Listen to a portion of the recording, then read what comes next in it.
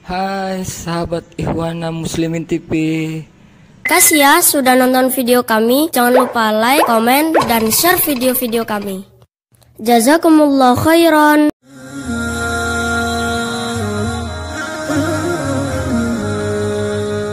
Sayang sekali banyak manusia lalai dan kesibukannya untuk hal-hal yang mereka tidak punya kemampuan untuk merubahkan.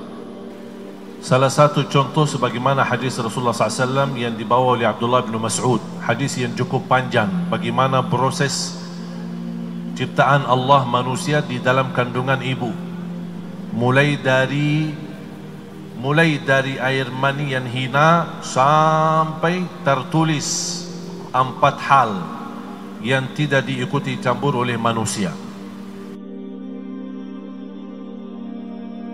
Rizkinya, kemudian wafatnya, dan juga apakah dia bahagia atau orang yang sengsara. Nauzubillah min dzalik. Kesibukan kita terhadap takdir-takdir yang kita tidak akan mampu merubahkan.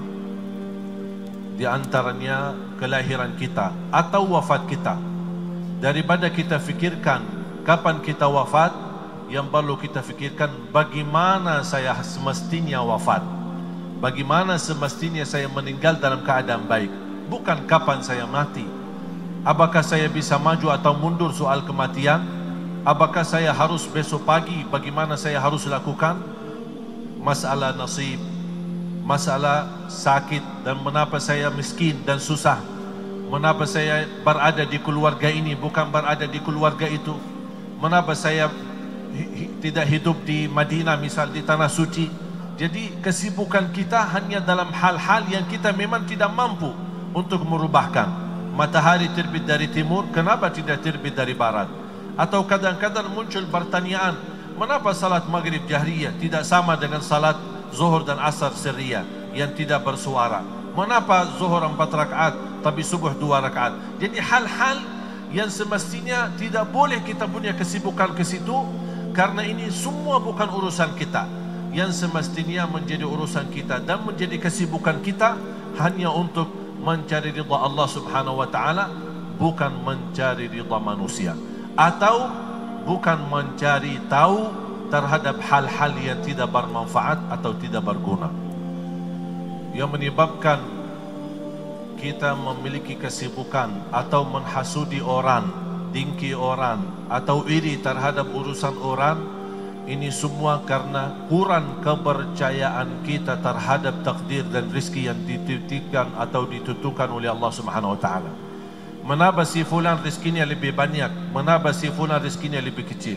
Mengapa rezekinya orang ini kaya raya sedangkan dia ibadahnya kurang begitu bagus? Orang lain merasa aku istiqamah sih, aku salat tahajud, aku 5 waktu, alhamdulillah baca Quran setiap hari, tapi mengapa aku susah? Mengapa saya susah dan merasa sempit dalam usaha dan rezeki? Kita selalu memfikirkan hal-hal yang semestinya bukan urusan kita. Itu sebabnya kurang kepercayaan kita terhadap takdir dan rezeki yang sudah dititipkan atau ditentukan oleh Allah Subhanahu wa taala. Kalau kita memiliki iman yang sempurna terhadap takdir, apalagi urusan rezeki, pasti tidak membuat kita pusing atau memfikirkan rezeki atau urusan atau kehidupan orang lain. Kita menikmati apa adanya, kita hidup dengan apa adanya. Ketika kita memiliki kenikmatan, kita menjadi hamba yang bersyukur. Ketika kita memiliki kesusahan dan kesulitan, kita menjadi hamba yang sabar. Itulah urusan kita, tapi bukan urusan kita melihat bagaimana enaknya kehidupan orang lain atau susahnya kehidupan orang lain. Semestinya kita sibuk dalam hal-hal yang menjadi tanggungjawab kita. Pertama dan yang terutama, tauhid kita kepada Allah Subhanahu wa ta'ala. Sebagaimana firman Allah, wa ma khalaqtul jinna wal insa illa liya'budun. Bertauhid, beribadah, istiqamah, mengikuti perintah Allah, mengikuti perintah Rasulullah SAW, memperhatikan Al-Quran, memperhatikan salat, memperhatikan kewajiban-kewajiban kita. Kalau kita lunasi kewajiban kita kepada Allah, pasti akan Allah lunasi keinginan kita di dunia dan di akhirat.